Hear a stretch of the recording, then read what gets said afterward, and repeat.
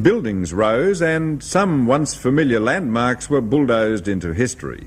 Newcastle and Lake Macquarie councils moved into new administrative buildings. There was much controversy and industrial trouble, with delays and rising costs during the 6 years it took to complete the Newcastle City building on the corner of King and Burwood Streets and Wheeler Place. The Governor opened the centre in 1977, but the occasion also marked the swan song for the town clerk, Mr Bill Burgess, who retired after 27 years as the city's senior municipal servant. This is the first time in approximately 40 years that all the staff has been in the one building, which obviously will lead to a better output and more contentment and efficiency.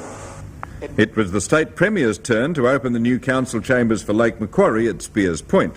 The first stage was constructed under budget of $1.7 million and replaced a 20-year-old building on the opposite side of the street. The next section, costing $2.5 million, was occupied last year by the Health, Building and Community Services Departments, Word Processing, Records and Purchasing sections. The council was promoted from a shire to a municipality in 1977. Another building of power, this one which electrified a city for half a century, generated its last kilowatt in 1971, and 5 years later the Electricity Commission signed its demolition warrant. 2 more years were to pass before the demolishers moved in with explosives, jackhammers and bulldozers to reduce the ugly but imposing concrete and steel powerhouse to rubble.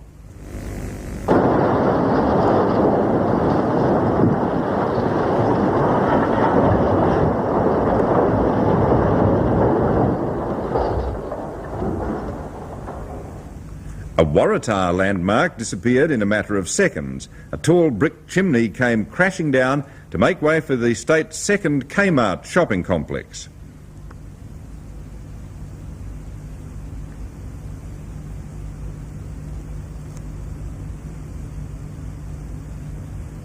The one-level discount store heralded a new concept in retailing. Within minutes of the Kmart's doors opening, the various sections were besieged by bargain hunters.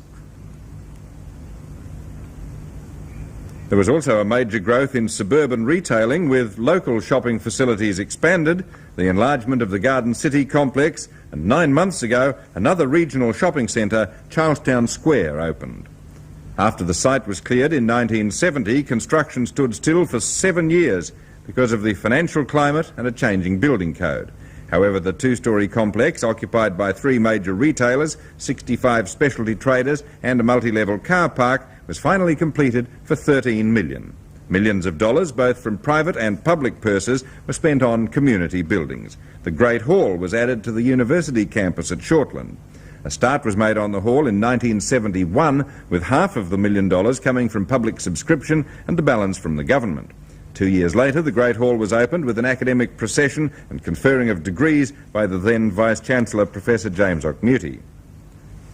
The university's next-door neighbour is the College of Advanced Education. The modern, well-appointed buildings in a natural bushland setting replaced some makeshift buildings in the centre of the city.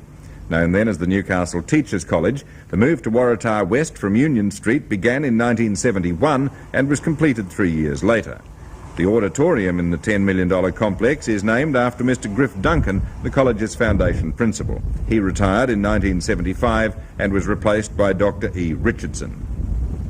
A recent addition to the college was the Special Education Centre to train and resource people to teach handicapped children. From gown to town, and the completion of a project that had been in the minds of Newcastle Anglicans for 50 years, the transepts and tower of Christchurch Cathedral.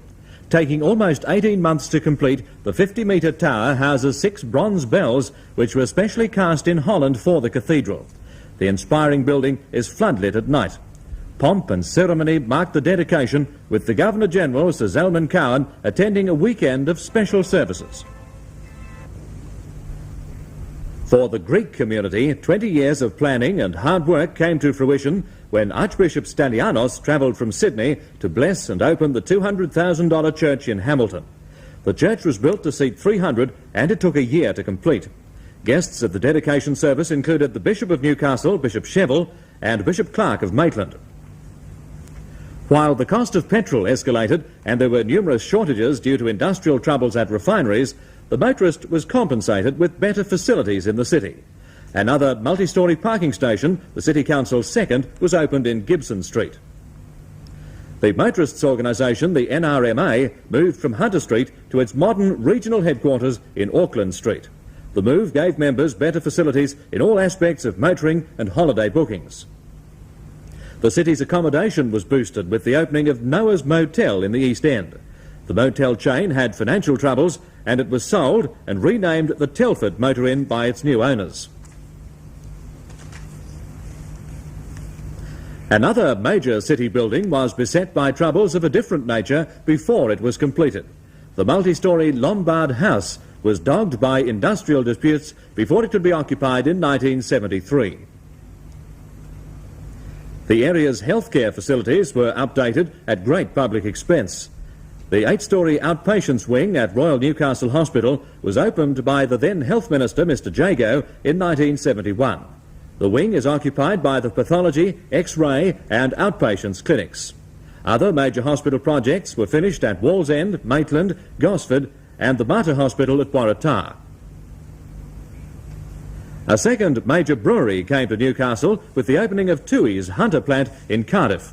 Former Premier Sir Robert Askin commissioned the plant, which had an initial capacity of 5 million gallons for Tui's drinkers in the Newcastle and near Hunter areas. The brewery has been expanded to produce an additional 2 million gallons. Newcastle's commercial television studio in Mosbray Crescent was also enlarged to keep abreast of developments in the electronic entertainment industry. The existing building was doubled in size with the addition of another studio, an expanded newsroom, executive suite and offices. NBN also improved its television reception in the Hunter Valley by commissioning a relay transmitter near Aberdeen and repeater towers at Murrurundi and Merriwa.